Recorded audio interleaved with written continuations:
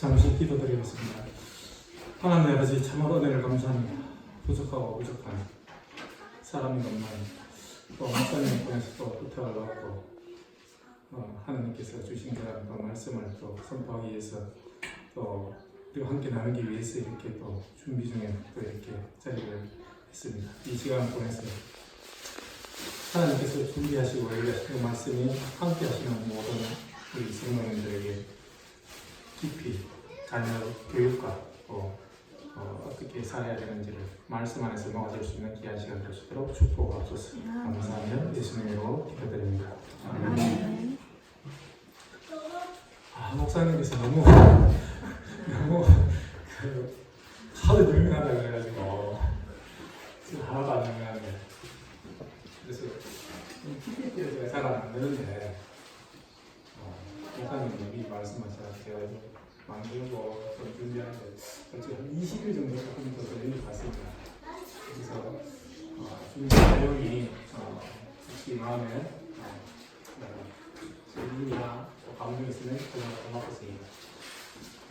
제가 제목을 준비된하고 마침표를 찍었습니다. 다 끝났다는 겁니다. 그다음에 준비 중 하고 쉼표, 아직도 숨도 쉬어야 되고 앞으로 가야 된다는 거예요. 근데 아직도는 역시 생각도 안 하고 아무것도 못하고 있다는 느낌이었습니다. 그래서 오늘 말씀은 새 말씀을 준비했습니다. 다 같이 말씀 한번 보시고 읽어보도록 하겠습니다.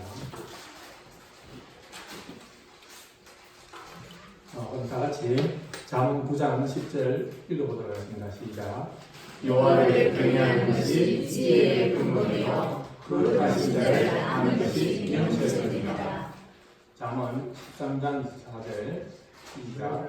매를 아끼는 자는 그의 자식을 미워합니다. 자식을 사랑하는 자는 근실이 징계하느니라. 여기 써서 시작. 자녀가 주 안에서 너희 부모에게 순종하라. 이것이 옳으니라. 내 아버지와 어머니를 공경하라. 이것은 약속이 있는 척이니 이로써 내가 잘되고 땅에서 장수하리라. 또 알리라. 그의 자녀를 노엽게 하지 말고 오직 주의 교훈과 은혜로 양육하라. 아멘. 우리가 여러 가지 소리를 듣는데 우리 어린 아이들 이렇게 키우잖아요. 키우면은 아이들이 가장 특히 좋아하는 소리는 뭘까요? 다양한 소리가 있겠지만은 축복을 해주면 안 좋을까요? 제가 조금 전에 목사님께서 우리 이 아이들에게 축복을 해주자 했는데 하니까 제가 이름은 모르겠는데 남자아이는 저기 식탁 밑에서 얼마나 좋은지 안구가 웃으면서 보셨죠? 축복이라는 게 그만큼 좋거든요. 자녀들에게 축복을 해주는 거예요. 그런데 또 아침을 또 좋아하는 사람도 가끔 있겠죠. 그런데 이거는 사람을 버리는 것이겠죠. 근데 우리가 또 아이들한테 이야기하고 또 사람들한테 얘기할 때 조금 전에는 이렇게 표정이 좋고 좋지만은 또 어떤 소리를 듣는지 인상이 바뀌어요. 어떤 소리를 듣는가 하면 우중을 들어요. 아무리 좋은 약도 입에 쓰면 뱉어내려고 하는 것처럼 우중 듣기 좋지만은 사실은 듣기 싫어하죠. 다음 잔소리, 다음에 험담, 바른 소리, 충고 이런 것들은 사람들이 들으면 다 듣기 싫어합니다. 그래서 가끔 다니면서 저는 우리 예수쟁이니까 우리 이런 얘기 많이 하잖아요. 축복을 많이 합니다. 그 중에서 가장 좋은 축복은 뭔가 하면 예수를 안 믿는 이들에게 뭐라고 얘기합니까? 예수 믿고 같이 천국갑시다 이러면 머리를 뜯듯이 싫어해요. 이보다 더 좋은 이야기가 있습니다. 예수 믿지 않는 사람에게 같이 예수 믿고 천국 가자고 하는데 그럼에도 불구하고 이렇게 싫어하는 거예요. 그래서 저는 이런 얘기를 합니다. 그러면은 당신이 듣기 좋아하는 소리 해줄게요 하면서 뭐라고 하냐면 그러면 예수 믿지 말고 지옥 가세요. 이러면 인사합니다. 그나마 맞아요. 근데 왜 사람들은 이렇게 좋은 천국 가자는 이런 말씀을 듣고요 왜 그토록 싫어할까?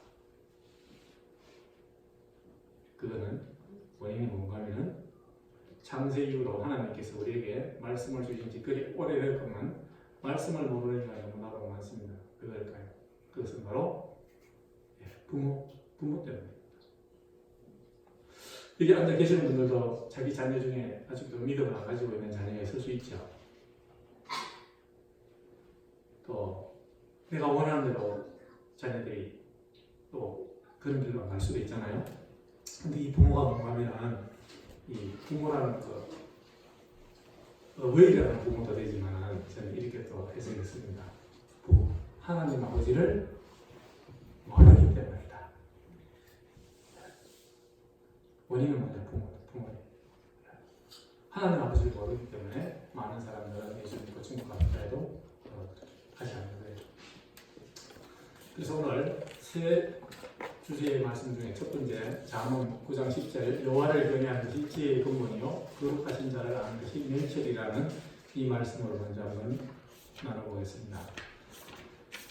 지혜와 명철을 가진 자녀로 키우는 방법은 가장 좋은 방법이 뭔가 하면 본문에 답이 나와 있습니다. 어떻게 가장 좋은 방법으로 키울 수 있는 하면 첫째가 뭡니까? 여호와를 경외하는 것. 그 다음에 거룩하신 자를 아는 것. 그럼 여기서 여호와를 경외하고 거룩한 자는 바로 누군가 하면 하나님 아버지죠. 그래서 우리가 우리의 자녀를 지혜와 명철한 자녀로 키우려면 부모님께서 하나님 아버지를 모르는 부모가 되지 말고 하나님 아버지를 잘 아는 부모님 되셔서 우리의 자녀들을 이 지혜와 명철, 그러니까 여호와를 경외하고 아는 그 교육을 잘 시켜야 된다고. 오늘 목사님도 말씀하셨잖아요. 유대인들이 왜 세계에서 도가 올라가는 잘 되느냐? 바로 늘 성경을 가지고 하나님 아버지 신앙 교육을 잘 시켰다는 거거든요. 그래서 이러한 신앙 교육을 잘 시키는 그러한 방법을 우리가 자녀들이 실천해야 좋지 않을까 하는 말씀을 드립니다. 그러면 이러한 성경 말씀을 읽고 공부를 해야 되는데 우리가 부모로서 자녀에게 어떻게 할 것인가? 첫째, 경건하게 믿는 신앙의 모습을 보여줘야 합니다. 그래서 교육이라는 것은 이렇게 경건하게 부모님들 주일날 또는 집에서도 성경을 읽는 모습, 또 기도하는 모습 이런 것들을 자녀들이 말로만 하지 말고 이렇게 행동으로 보여줍니다. 자녀와 같이 기도도 하러 다니고 예배도 같이 다니고 이런 모습을 보여줄 때 자녀들에게는 입으로만 하는 교육보다는 실제로 행동으로 보여주기 때문에 그것이 정말 가슴에 와닿거든요. 보통 보면 그런 얘기 있잖아요. 나는 안 하면서 특히 학교 저희들 선생님 같은 사람들은 선생님은 보면 예를 들어서 담배 꽁초도 버리고 술도 마시고 담배도 피우면서 아이들 얘들아 너희들 술 담배 안 하고 건강에 안 좋다 하지 마라 이러면 아이들이 뭐라 하겠습니까? 속으로 신은 마음에서 나오면 안 되는 본을 보여야 돼요. 실제 행동으로 신앙의 모습을 보여줘야 됩니다. 그러기 위해서는 가장 좋은 방법은 제가 볼 때 가정 예배를 드리는 거라고 생각합니다. 제가 제 아내를 만나고 이제 잠깐 20년 됐는데 저도 그전에 가정 예배를 좀 드린다고 했지만 대충 했거든요. 근데 정말 아내가 좋은 경우는 저희가 발불출소를 했겠지만 하루도 안 빠지고 아이들 데리고 가정 예배를 드리더라고요. 저는 같이 안 드렸거든요. 조금 기분 나쁘고 안 드리기도 하고 그랬는데 그럼에도 불구하고 하루도 안 빠지고 애들을 데리고 가정 예배를 드리더라고요. 그래서 저도 뭐랄까요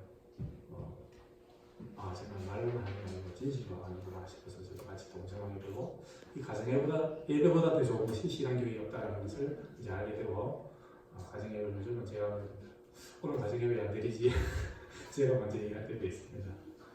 그 다음에 이게 좀 힘든다면 그 다음에는 차선의 방법은 자녀를 교회에 보내야 됩니다. 근데 자녀들이 교회에 잘 안 가는 경우가 많죠. 그래서 사람은 제가 이제 학교에서 그런 얘기를 많이 합니다. 사람은 누구를 만나냐에 따라서 인생이 확 바뀌어버린다. 저희 동네에 다른 데 보면은 어렸을 때 이렇게 어디에서 자랐는가에 따라서 그 사람 인생이 바뀌더라고요. 제가 상주 동부초등학교 있을 때는 바로 옆에 상주 보육원이 있는데 그 상주 보육원의 원장님이 누군가 하면 교회 장로님입니다. 그리고 보육원 안에 교회가 있더라고요. 그래서 그 안에서 주일 예배를 드리고 그 안에서 다 예배를 드리더라고요. 근데 아이들이 어려서부터 신앙 속에서 자라니까 보통 그런 얘기 하잖아요. 보육원 아이들은 좀 험하고 좀 이렇게 거칠고 그렇다 하는데 실제 제가 가보니까 제 눈엔 달라 보이더라고요.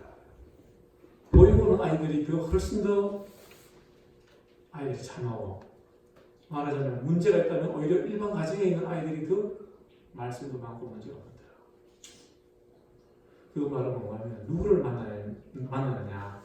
그래서 그 아이들이 어렸을 때는 좋지 못한 가정을 그 부모를 만나서 이렇게 태어났지만은 보육원에는 거기 가서 하나님을 만나게 되니까 인생이 바뀌어지는 그런 삶의 모습으로 제가 보기에도 무슨 소리 하냐 보육원 아이들이 또 훨씬 더 착하고 아이들이 좋아 보인다. 근데 일반 부모도 그렇게 생각하거든요. 그 제가 역설을 좀 강조를 많이 하거든요. 또 그런데 절에 가까운 데서 또 자른 아이를 어떤 하면 예수를 아무리 전도해도 바늘도 안 들어갑니다. 바늘도 안 들어가요. 그 정도로 쉽게 말하면 또 그쪽 불교에 또 신치한 그런 인물로 자라더라고요. 그래서 거짓말을 잘하는 사람을 만나면 거짓말을 하고 또 친구를 누굴 만나고 그 다음 제일 마지막에 제가 얘기했잖아요. 부모도 잘 만나야 되는데 그럼 나는 자녀에게 있어서 정말 좋은 부모인가 그걸 한번 생각을 해보셔야 됩니다.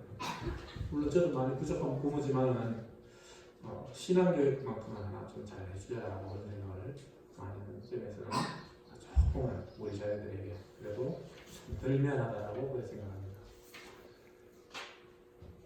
그래서 우리는 자녀에게 어떤 모습을 보여주고 가르칠 것인가. 가끔 보면은 제가 어렸을 때부터 이렇게 지나오면서 살면서 보면은 제 집을 주위를 지나가는 분이 있는데 그분은 오토바이 타고 지나가는데 오토바이 타고 지나가면 무슨 소리를 하면은 따각따각하다 병이 이렇게 막 부딪히는 소리 있잖아요. 오토바이 타고 가면 그게 뭔가 맥주병이에요. 그분이 맥주를 좋아하시는데 날마다 아버지가 밖에 가서 들어오시면서 어떤 모습을 보여요? 맥주병 사가서 한잔 하시는 모습. 우리가 조금 전까지는 신앙의 모습, 이렇게 말씀 읽고 기도하고 이렇게 자녀를 말씀 안에서 가르치는 그런 모습을 보여주는 게 아니고 매일 술 마시는 이런 모습을 또 때로는 보면 뭡니까? 고소득 우리 핑계 많이 하잖아요. 이렇게 고소득을 치면 치매가 예방된다. 물론 예방되겠지만 그런 핑계로 사실은 예방되지 않습니다.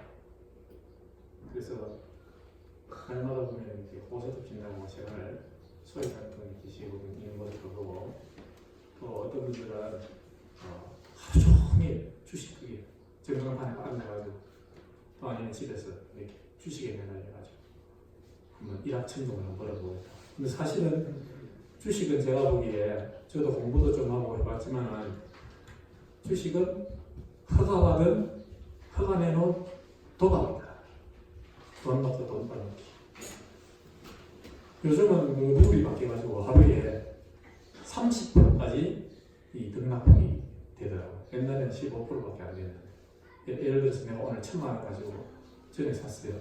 상한가 치면 1,000만 원 내면 오늘 300만 원 벌 수 있어요. 그런데 반대로 30% 폭락하면 1,000만 원을 제가 투자했는데 30% 폭락하면 700만 원밖에 안 돼요. 그 다음에 또 700만 원에서 또 30% 폭락하면 30, 21, 210만 원 또 빠지면 490만 원. 그러니까 이게 버는 동안 생각하지만 자기 잃는다고 생각하는 게 아닌 도박이거든요. 그래서 우리 자녀들이 이런 화투라든지 그다음에 주식이라든지 이와 같은 것은 선택하고 생각합니다. 아예 손을 대면 안 된다고 이렇게 가르쳐야 됩니다. 우리 집에 지금 방금은 부딪히고 오고 있는데 철저하게 이야기하는 것만 절대로 주식 같은 거 하지 마라. 펀드 같은 거 하지 마라. 아버지가 공부해보고 열심히 해봤지만 이거는 도박이다.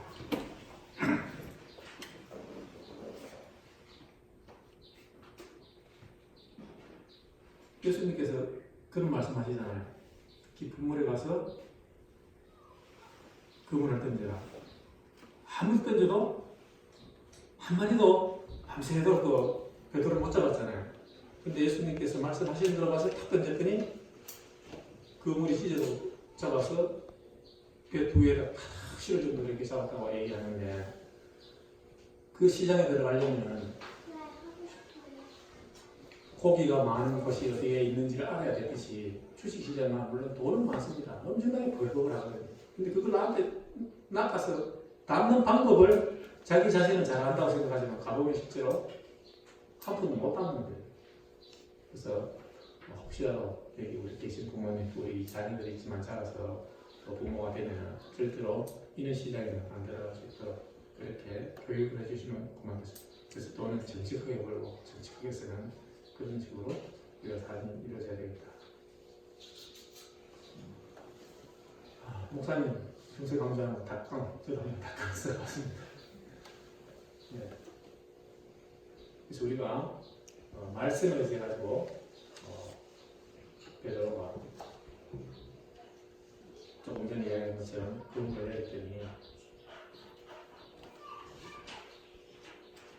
고기를 막히 이렇게 그물에 찢어져를 그렇게 잡았다. 그건 바로 말씀을 끝이 했기 때문에 그렇고 자기 생각대로 제대로 그물을 던지고 잡았지만은 똑같은 장소지만 역시 고기를 한 마리도 못 잡았다는 거예요. 그래서 우리의 삶, 우리의 인생은 어떻게 살아야 되느냐? 내 생각대로 살면 안 되고 어떻게 살아야 되냐면 오직 말씀을 가해서 자녀를 교육하고 말씀을 가해서 나의 삶도 살아가는 그런 방법으로 살아가는 것이 바로 좋을 것이다라고 그런 감히 말씀드려봅니다.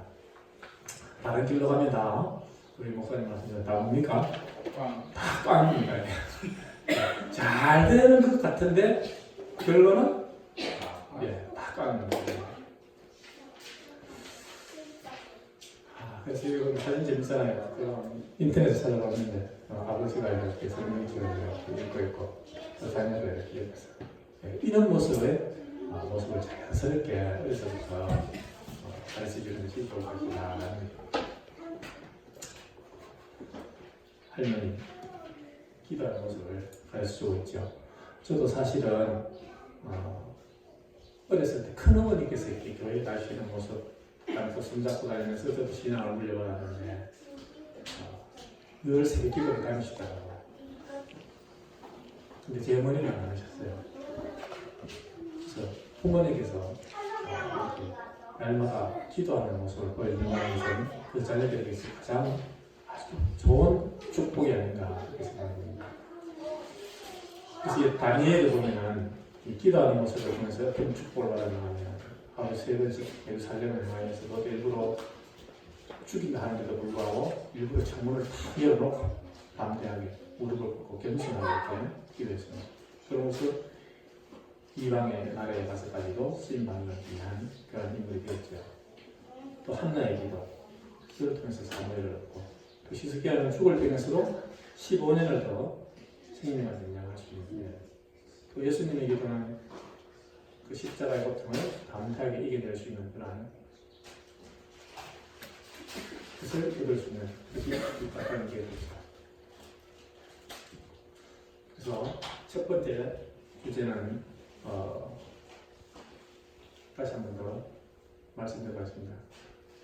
이 자녀들을 지혜와 행실로 하신 자의 표로 여호와를 영위하고 아는 것입니다. 그리고 하기 위해서는 우리가 뭡니까? 성경 말씀 읽고 공부해야 되는데 부모로서 어떻게 살아야 할 것인가 그 말씀을 제가 한번 드렸습니다. 그럼 두 번째 말씀입니다. 다 같이 한번 읽어보시면 시작. 너를 아끼는 자는 그의 자식을 미워하느라 자식을 사랑하는 자는 그 인실이 징계하느니라. 우리 집에 세 딸이 지금 앉아있지만 특히 큰딸 혜나가 저한테 많이 혼이 났어요. 첫째니까 제가 내가 아마 고3 때까지 제가 매우 치고 했을 것 같아요. 제 기억으로는. 왜 그랬는가 하면은 저는 이 자문 말씀을 근거해서 그랬습니다. 물론 속이상에서 때렸을 수도 있지만 이게 분명히 말씀되어 있거든요. 매를 아끼는 자는 그 자식을 뭡니까? 미워한다 했거든요. 오냐 이렇게 표현하면서 바로 자녀를 오히려 미워하는 거기 때문에 저는 후려쳤습니다. 그래서 자식을 사랑하는 자는 근실하게 징계한다고 했어요.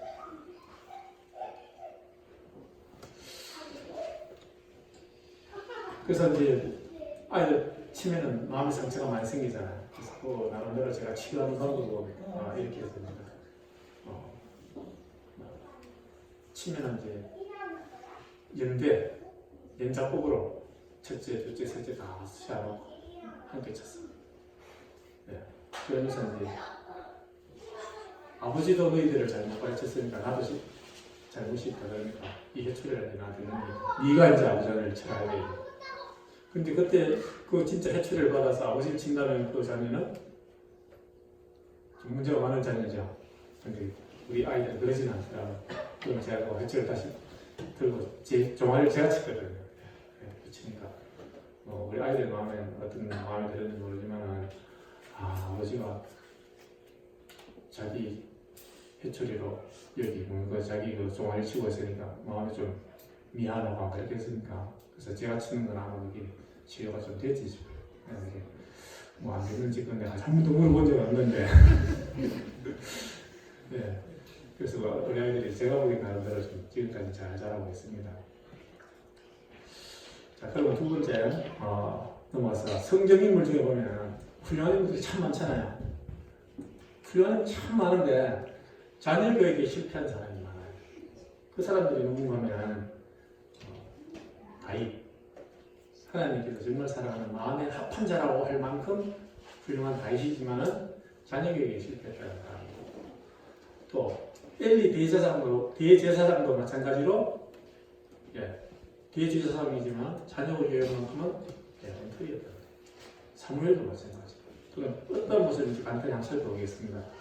다 잘 아는 이야기지만 다윗은 어떤 실패를 했는가 하면 첫째, 우리아의 아내 바세바와 이 간음을 했습니다. 그런데 간음한 걸로 끝난 게 아니고 또 우리아를 최전선으로 보내가지고 또 간접 살인을 하죠. 그리고는 그것도 가부가 된 바세바를 또 데려와서는 자기 아내로 삼습니다. 일륜적으로 봐서는 도저히 있을 수 없는 그런 이야기죠. 물론 하나님께 이에 대한 어떤 벌을 받긴 받았습니다만 다윗은 이렇게 성적으로 경기하지 못했다는 겁니다. 그럼으로 인해서 또 어떤 실패를 하는 거면은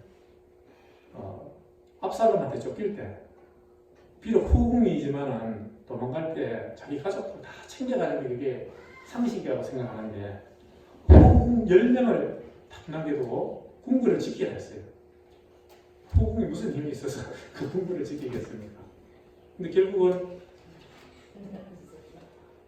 이 후궁 10명이 압살롬에게 밑에 부하들 다 보내서 그 옥상에 장막 텐트 치는 날 가운데 아버지의 아내를 범하는 그런 죄를 범하도록 해버렸잖아요. 그리고 돌아와서는 그 후궁들을 또 가택연금 이 후궁의 아내들 무슨 잘못이 있겠습니까? 이런 모습들이 제가 보기에 자녀들 보기에 이 바르지 못하다. 그 다음에 암논이 첫째 아들이죠. 이 다만 압살롬의 여동생 다만을 범함에도 불구하고 그냥 하만 됩니다. 버려주지 않아요. 노하기만 했다라고 되어 있어요. 둘러서 어떻게 혼을 냈다라는 구절은 한마디도 없더라고요. 그 쉽게 말하면 자녀를 징계를 했다는 점입니까? 아닙니까? 예, 자녀를 징계를 안 했다는 거. 아주 큰 잘못을 했음에도 불구하고 징계를 하지 않았다는 게 다 있어요. 그리고 이 압살롬이 자기 여동생의 그 사건을 인해서 큰형을 죽이는 사건이 또 일어나죠. 예, 암논을 죽입니다. 그럼에도 불구하고 그냥 압살롬을 만나지만 않았지 어떤 징계를 하지 않습니다. 심지어는 아도니아에게는 어떤 얘기가 성경 구절에 나와 있는 거 제가 찾아보니까 이렇게 나와 있어요. 그의 아버지가 내가 어찌하여 그리 하였느냐고 하는 말로 한 번도 그를 섭섭하게 한 일이 없었더라. 이 아도니아가 어떤 사람입니까? 아버지가 왕권을 물려주지도 않았는데 자기가 왕이라고 왕자를 차지한 그런 인물 아닙니까? 그러니까 아버지가 자녀를 잘못했을 때 혼을 내지 않으면은 이 자녀들의 인식이랄까 말할까 시각은 무엇이 잘못이고 무엇이 잘하는 것이고 이렇게 분별이 안 되는 그런 인물로 키운다는 거죠. 요즘 회초리가 사라지는 사회인데 요즘 또 부모들이 뭡니까? 자녀를 때리면은 가정폭력또는 뭡니까? 이래가지고 신고하면 부모 잡혀가잖아요. 그런 세상이 되었습니다. 합쳐서도 물론 말할 것도 없고요. 그런데 정말로 자기를 잘 키우고 나가 건강하게 하려면 나쁜 감정을 하는 그런 체벌이 있어서는 안 되겠지만은 체벌이 있어야 된다고 합니다. 국가적으로 다 그렇습니까? 사회적으로 보면 흉악범이라든지 아주 범죄를 저질러도 범죄를 저지른 사람의 인권은 소중하고 그 범죄인들로부터 당한 사람들의 인권은 무시하는 이상한 사회가 되어버렸잖아요.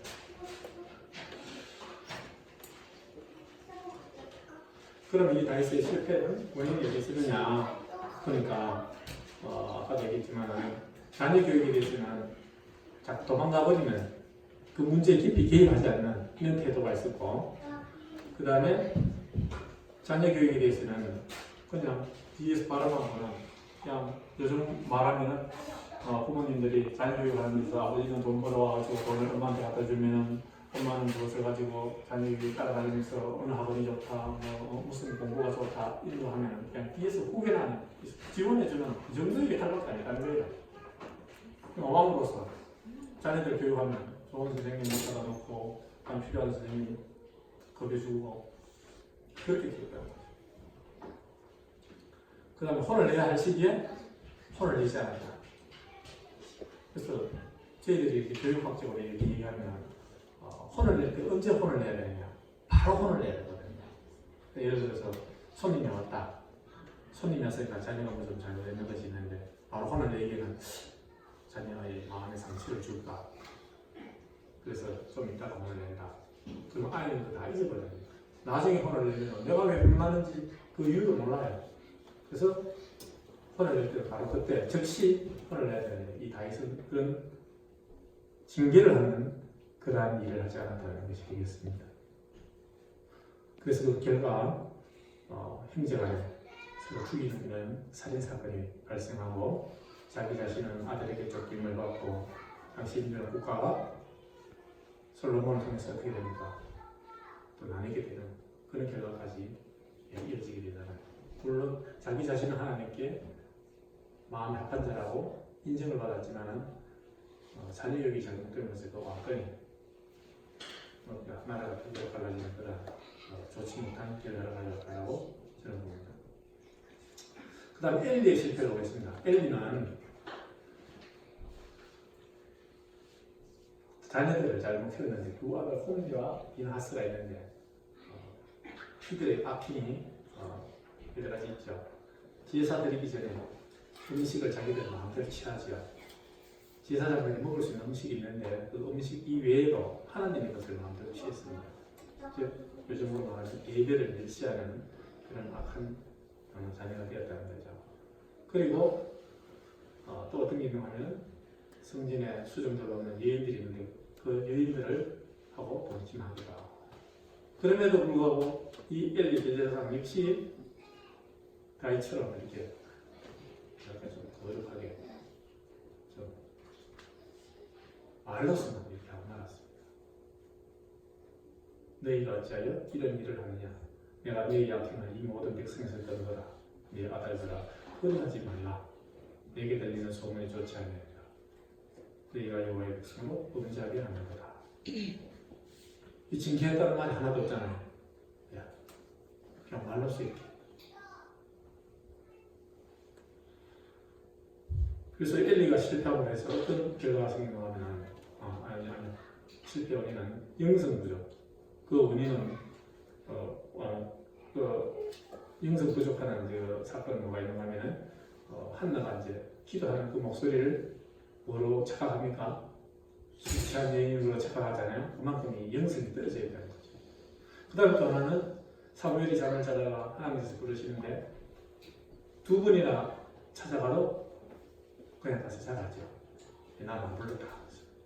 세 번째 가니까 그제서야 하나님께서 사무엘을 부르는구나. 주여 종이 뵙겠습니다. 말씀하시고 이렇게 하죠. 그만큼 영성이 떨어진다는 거예요.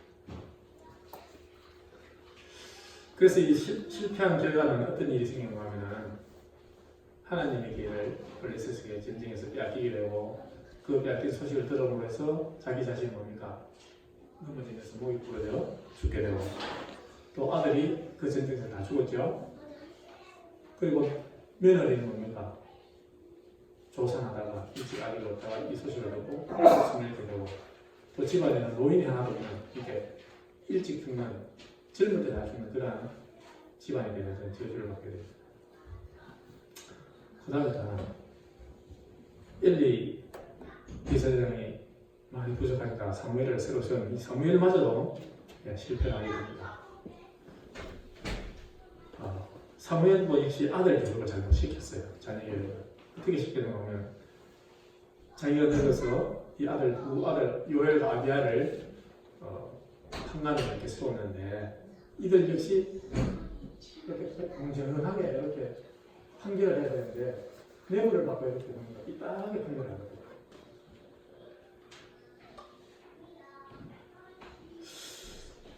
제가 검은 넥타이를 메고 다니는데 양평교회 교회인데 아무도 안 보시더라고요. 왜 이 검은 넥타이를 매일 메고 다니냐고. 목사님 다들 보셨습니까? 이전에 말씀하셨죠.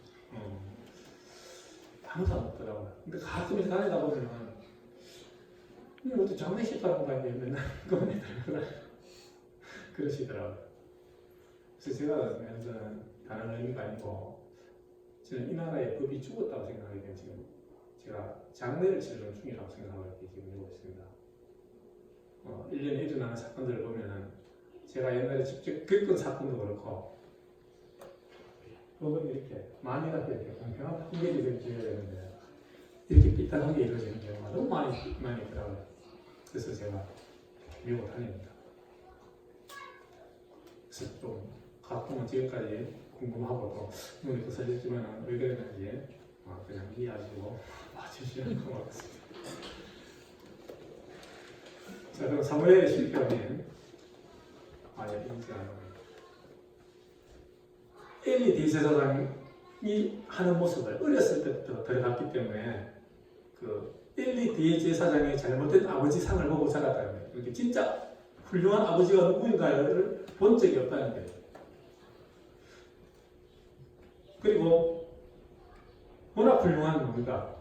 제사장이기 때문에 여기저기 많이 다니셨겠죠. 사무엘 여기저기 많이 다녔습니다. 나라도 그때는 사사시대라 가지고 그 선지자께서 이렇게 나라를 다스리러 다니잖아요. 왕이 없기 때문에.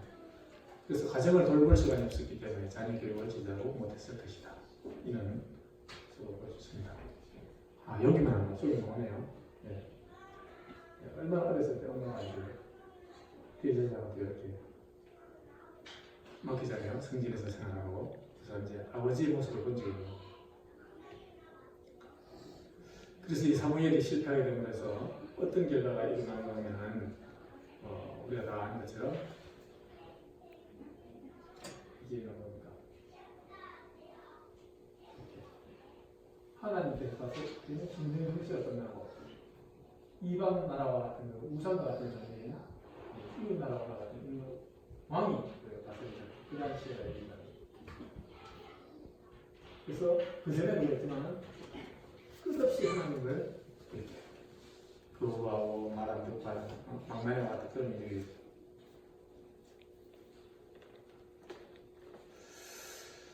그런 한번 생각해 보겠습니다. 그럼 나의 자녀 계획은 성공했느냐 실패했느냐 한번 생각해 볼 필요가 있죠. 지금 벌써 머리가 이렇게 백발이 다 되신 분 우리 성도님도 계시고 집사님들하고 그다음에 또 이제 조금 저 집사님들 분도 많은데 한번 자녀 교육을 한번 생각해 보면은 나는 말씀 안에서 성공을 했을까 또는 실패했을까 한번 생각해 보면 생각을 해보면 성공하신 분이 있다면 아마 이래서 성공했을 겁니다. 내가 세상에서 잘못을 하니까 내가 부끄러워서 못 살겠다. 우리 세상 말 하잖아요. 늦은 거 가신 거, 수납 번호까지 잡고 지금 버직되게 만들었으면 아마 자녀 교육에 성공했을 것입니다. 그런데 실패는 보면 되게 대부분일 겁니다. 요즘 많이 되잖아요. 애 좀 혼 좀 내주세요. 애들이 뭘 안 해요? 아직 어린 아이인데. 아니면 또 자녀에게 존댓말을 가르친다면서 자녀에게 존댓말을 하는 부분도 많잖아요. 그러지 않으면 안 됩니다. 하지 마세요. 예, 물론 좋은 방법이긴 하지만 실패하는 교육은 반드시 그 원인이 있습니다. 또 성공하는 데는 반드시 성공한 이유가 있고요. 그래서 옛날에 제가 읽은 이야기 중에 어머니를 원망한 사형수라는 분이 있었습니다. 이 어머니를 원망한 사형수는 그러니까 이제 사형 집행관이 마지막으로 하고 싶은 이야기가 뭐가 있느냐 이렇게 얘기를 하고 하잖아요. 그때 그 사형수가 하나님께 자기 엄마가 보고 계시는데 나는 저 어머니라고 얘기 안 합니다. 저 어린 여자를 나는 저 엄마하고 미워한다. 예, 미안해요.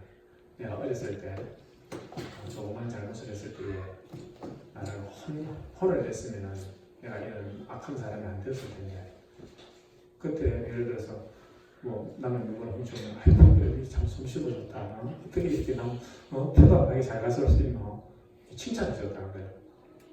그거 진짜 잘하는 줄 알고 또 훔쳐. 그러다 보니 커져다 보니까 큰 죄를 짓게 돼가지고 우리 마음으로 있잖아요. 마늘 도둑이 소도둑 된다고 자기 어머니가 자기를 그렇게 키웠다. 그래서 자녀를 징계를 해야 돼요. 징계를 안 하고 뭐 자녀가 어디 가서 빵 맛있는 거 돈도 안 주고 그냥 가져가니까 먹으니까 맛있고 좋잖아요. 혼을 내야 돼요. 혼을 안 내야 돼요. 네, 이런 게 제가 그런 적이 있어요.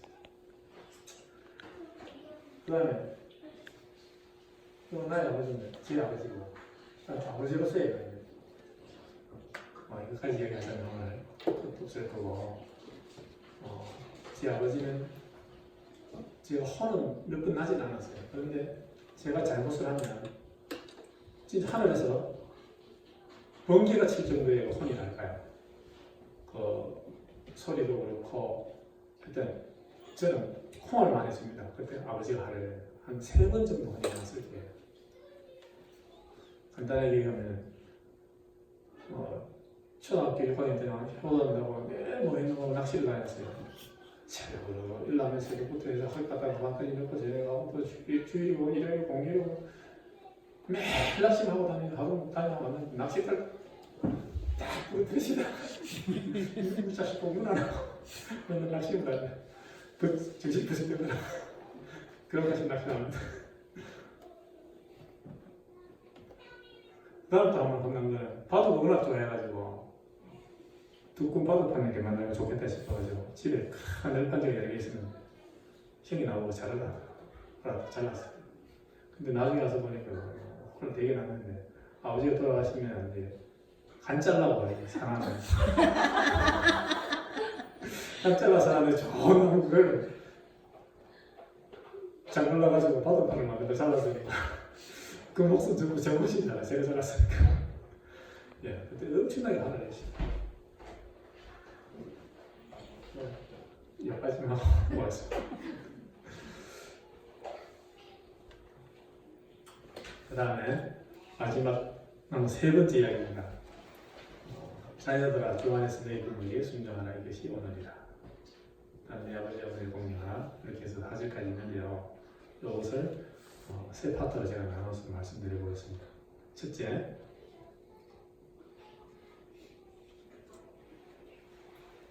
간만에 한번 넣어버렸네요.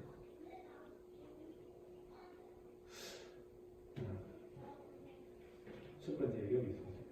1절 말씀. 자녀들아 주 안에서 너희 부모에게 순종하라. 이것이 옳으니라.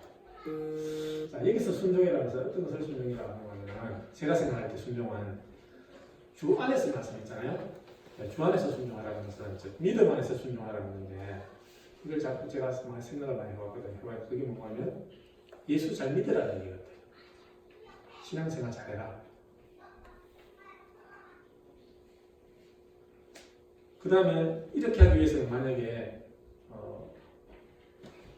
이 교회에 오는 우리 어린 아이들도 있고 또 성인들 중에도 보면 자기 부모님께서 예수 안 믿는 경우도 있잖아요. 그런 경우에는 반드시 예수를 전도해서 부모님과 함께 축복할 수 있도록 인도하는 것이 바로 가장 큰 효도가 아니겠느냐. 저는 그런 해석을 했습니다. 그래서 여기서 너희 부모에게 순종하라 했다. 여기 바로 보면 주 안에서 했기 때문에 저는 자녀한테는 신앙생활 잘하라는 얘기가 되고 또 나의 부모님은 또 예수를 안 믿는다는 게 또 전도하는 것이고 또 나 자신 역시 주 안에서 부모님께 신앙생활 잘하는 모습을 보여주는 것이 바로 효도하는 것이다. 이런 생각을 합니다. 저희들 자녀 셋이 있는 저는 항상 그런 얘기를 합니다. 너희들 이 세상에 성공을 하고 돈을 많이 번다고 해도 네가 예수를 모르면 목사님한테 다 합니다. 그런데 세상에 비록 실패하고 좀 뭔가 안 좋은 일이 좀 이렇게 될 수도 있잖아요. 그렇지만 신앙 안 잃고 신앙을 잘 지킨다면 그거는 성공한 거다. 이렇게 가르치거든요. 그래서 끝이 좋아야 다 좋다. 네, 끝이 좋아야 다 좋다. 끝이 좋은 건 뭡니까? 예수 믿는 것에서 끝이 좋다는 건 내가 죽었을 때 뭡니까? 천국 가는 거잖아요. 네, 나만 가는 게 아니고 뭡니까? 부모님이 믿지 않았다면 부모님도 천국으로 인도할 수 있어야 되고 또 내가 예수 믿으면서 내 자녀를 천국으로 인도하면 안 되잖아요. 또 자녀를 천국으로 인도할 수 있도록 그렇게 신앙의 혼이 되고 또 그런 신앙을 잘 가르치면 되지 않겠느냐. 그것이 바로 부모에게 순종하는 그런 것이 될 것이다라는 제 나름대로 해석을 해봤습니다. 그 다음 공경.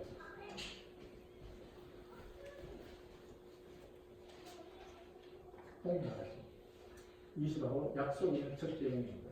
앞에는 하나님에 대한 계명이고 그 다음에 인간에 대한 우리 사람 그 계명 중에 보면 10계명 중에 가장 먼저 나오는 겁니다. 내 부분을 공경하는 거잖아요. 그러면 뭡니까? 내가 땅에서 잘 되고 장수하는 이런 복을 받는다고 했어요. 그래서 저는 어려서 부모님께 여러 가지 기쁘게 하는 방법이 많이 여기 적어놨습니다. 조금 전에 제가 낚시한다는 얘기 했잖아요. 왜 낚시를 그렇게 얘기했습니까? 아버지가 매운탕을 좋아하셨거든요. 그래서 매운탕 끓이 이렇게 매운탕 끓이 잡으려고 해요. 새벽부터 나가서 효도한다고 했는데 아버지가 싫어하시더라고요. 소고기를 잡아가니까. 뱀자면 이야기 여러 가지 있는데 이 중에서 한 가지만 제가 한번 이야기를 해서 혹시 어떤 이야기를 듣고 싶으십니까? 뱀. 뱀 이야기. 아버지가 어머니하고 평소에 즐겨 드시는 술이 있었습니다. 그게 뭔가 하면은 사주예요, 사주.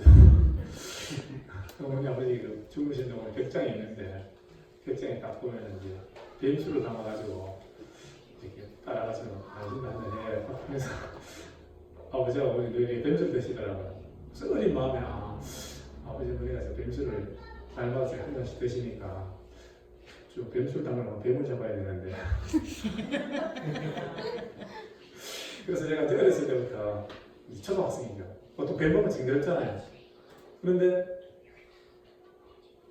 이게 꼴뚜드로 밥을 할 때는 뱀만 보이면 나서서 머리 뭐딱 눌러가지고 딱 잡아가지고 뭐풀 뜯은 거 다 버리고 뱀 딱 뜯어가지고 집에 와서 뱀에 딱 씹어놓고 그렇게 해서 뱀을 열심히 잡았어요.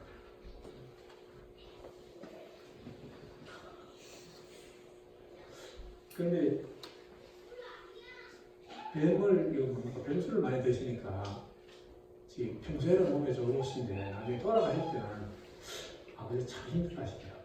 이렇게 뭔가 호흡이 잘 안 끊어지시고 몸에도 또 그런 것도 있는 것 같더라고요. 하여튼 저 효사한테 이제 뱀도 잡으러 다니고 물고기도 잡으러 다니고 그랬습니다. 그 다음에 이제 한 가지 얘기도 제가 이제 그러면 한 가지 얘기였습니다.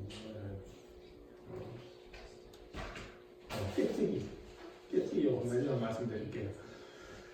제가 보면 평소에 일 잘 안 하게 생겼잖아요. 좀 어리어리하고 좀 곱상하게 생겨가지고 무슨 일을 하겠나 싶은데 젊은 나이입니다. 27, 20대 후반입니다. 하여튼 정확한 나이 모르겠고 어머니 혼자 계셨을 때 여름방학입니다. 여름방학 제가 교직 이제 교사로서 생활하는데 깨처를 하시더라고요. 근데 깨가 집이 한 1000평 되는데 그 중에 한 500평 이상은 아마 깨를 심었을 거예요. 근데 어머니 혼자 그걸 ጨ려면 힘들잖아요. 뭐 높도 없고. 깨를 ጨ러 가야 되는데 깨를 ጨ를 방법이 없잖아요. 그때 왜냐면 여름방학 때는 연수를 받으러 가야 돼요. 여름에 연수를 받으러 아침에 가서 연수 받고 저녁에 오면 6시인데 깨 ጨ를 시간이 없잖아요. 깨는 ጨ를 해야 되겠는데 어떡하나 싶어서 방법을 내는 게 아니고 연수 갔다 오면 저녁을 탁 먹고 바로 잠을 잡니다. 잠을 자고 12시쯤 일어나는데 낮자로 하고 이제 포대 하나 들고 가서 이제 달빛에 아침 한 7시까지 쪄는 거 해야지. 지금은 아침 먹고 어머니 밥 해주시는 거예요.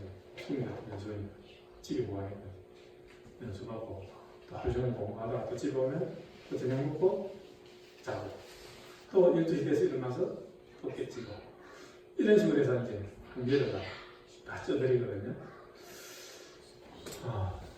그래서 저는 제 나름대로 부모님 보시기에는 제가 완벽하고 좀 이렇게 마음에 드는 아들은 아니었을지는 모르지만 제 나름대로는 이렇게 공부도 하면서 일도 이렇게 쉽게 말하면 열심히 도와드렸습니다.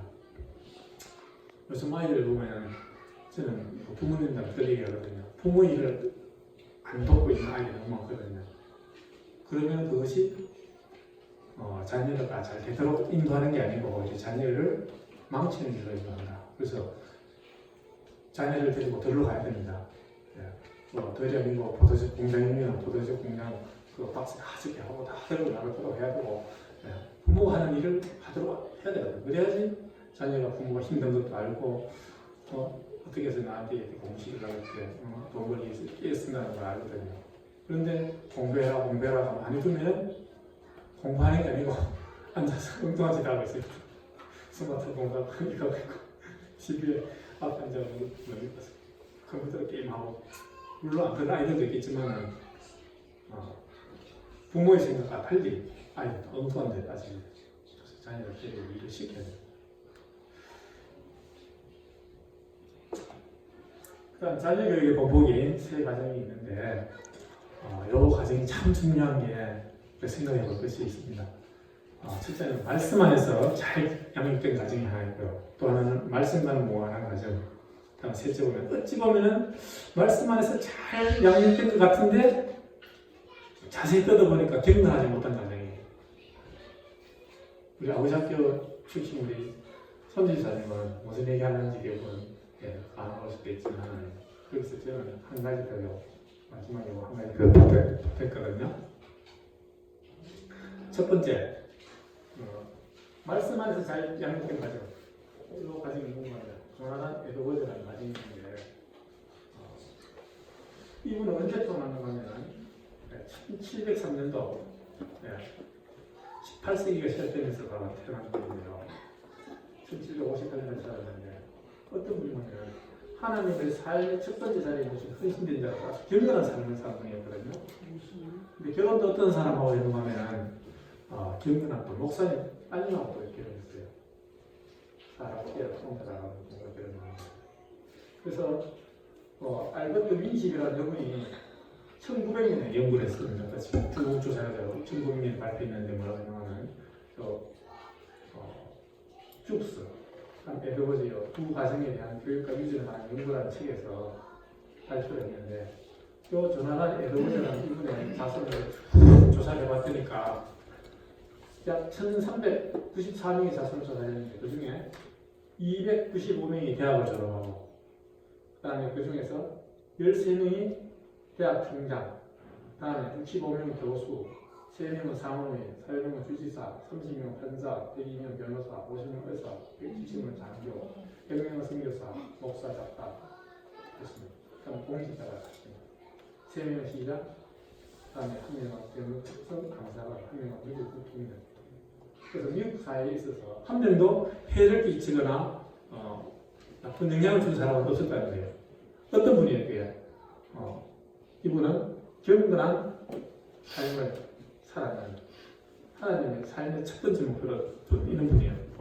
또 경건한 목사님을 따라 경건한 아내를 맞이해서 말씀 안에서 교육을 잘했던 이런 가정을 조사해보았더니 이렇게 잘 하나님께서 복을 주시는 가정이 되었다는 그런 이야기입니다. 그런데 두 번째는 렉스 죽스라고 하는 있는 사람이 있는데 이분은 어떤 사람인가 하면 제가 인터넷에 아무리 조사를 해도 초상화가 안 나와요. 훌륭한 사람이 아니기 때문에 아예 없었겠죠. 네, 없었는데 이 가게를 조사를 하니까 이분은 경건치 못한 무신론자, 그러니까 예수라는 조르는 무신론자예요. 근데 결혼을 했는데 또 어떤 여자를 만나는가 하면 다행히 또 예수 잘 믿는 여자를 만났으면 그나마 그 가정이 또 이렇게 반전의 기회가 생겼을 텐데 만난 여자조차도 뭡니까? 무신론자하고 결혼했어요. 그래서 560명의 후손을 추적 조사를 쭉 했는데 310명이 뭐예요? 거지고 그 다음에 150명이 범죄자, 그중에 7명은 살인자고 100명이 술주정병이에요. 이 560명 절반 이상이 무명자고 여자들은 절반 이상이 뭐예요? 매춘부고 미국 사회에 끼친 손해가 그 당시에요 125만 달러. 지금 가치를 제가 계산 안 해봤으면 엄청난 돈이고 그래서 어떤 가정 하면 쉽게 말하면 여기서 점잖게 표현해서 그냥 경건치 못한 무신론자라고 표현했지만은 우리 말로 말하면 완전 말종이죠. 예, 악한 일을 다 하고 험한 일을 하고 그런 사람이었을 겁니다. 그냥 주변에도 이렇게 한번 그냥 집에 돌아가시거든 주변에 사시는 분들 한번 저 집 가지 만든 거 한번 이렇게 고민해 봅니다. 상상을 제 집은 잘 있는 집안이다. 제 집은 계속 모르고 맨날 아까처럼 봅니다. 집에 오면 옆집 뺐다가 하면서 와가지고 맨날 이런 분위기에 한번 비교를 해보고 싶어요. 그분의 조상하고 아래 후손을 쭉 비교해 보면 아마 이 가게하고 비슷하게 그려질 것 같아요. 그런데 또 한 분은 조나단 페더맨 이분 다 잘 알잖아요. 아주 미국의 위대한 가문이라고 알고 있는데 이 가정에 어떻게 보면 아주 훌륭한 가정 같은데 결정적으로 문제가 하나 있습니다. 그게 뭐냐면 이건 천주교인이거든요. 우리가 보통 말하면 우리 천주교인은 우리 다른 종교를 하잖아요. 다른 종파를 하는데 거기다가 이 부모들이 살았는데 그 부모들에게 삶의 가치가 자녀들이 물려준 그 인식의 가치가 뭐랄까요?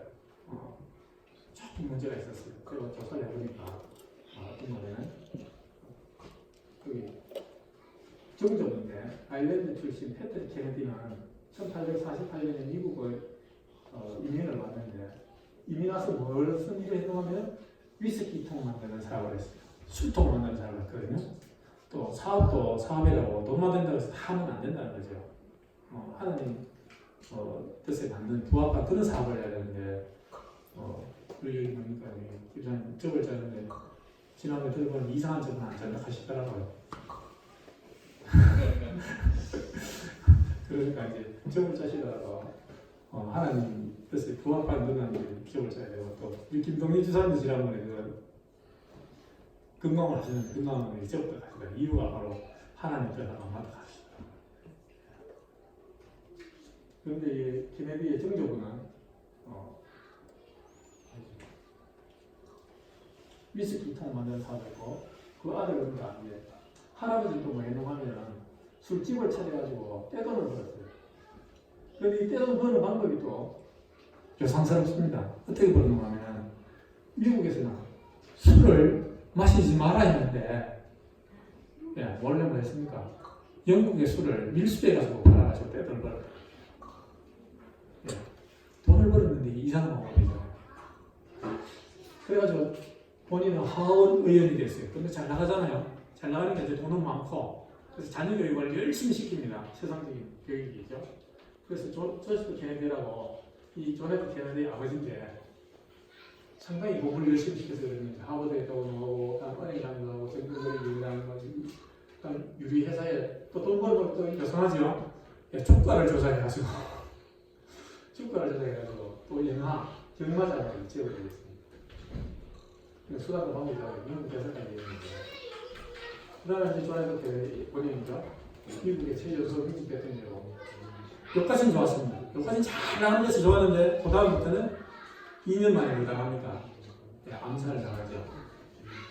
그 다음에 그의 형제를 살펴보면 형제 상호는 본부장과 하는 있겠지만 형 조지프 케네디는 베를린 공습지에 격추당했고 동생 로버트 케네디는 선거 조직에서 피살되고 여동생 그들은 비행기 추락사고로 사망하고 여동생 로즈메리는 뇌수술 유증으로 장애인이 되어 평생 살고 있고 막내 로버트 케네디는 상호는 다른 케네디는 상호를 증명했고 예규리 케네디는 시부터 연구하라고 해서 마이클 케네디는 스피릿하게 생각합니다.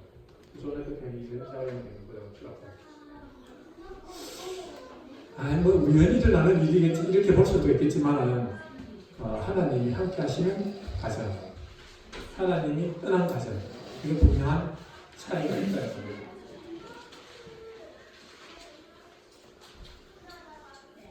그래서 우리는 느낌을 받아야 됩니다.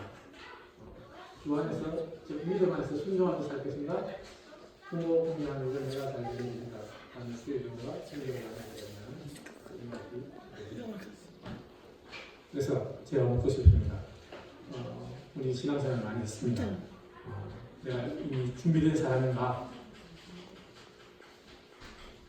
준비되었던 분이라면 이 이야기가 오늘 들으시는 분들은 아무 부담이 없고 아무 소용이 없겠지만 아직도 준비 중에 있다면 좀 더 이렇게 자녀 교육을 좀 더 열심히 하시면 될 것 같고 아직도 시작을 못했다면 오늘부터라도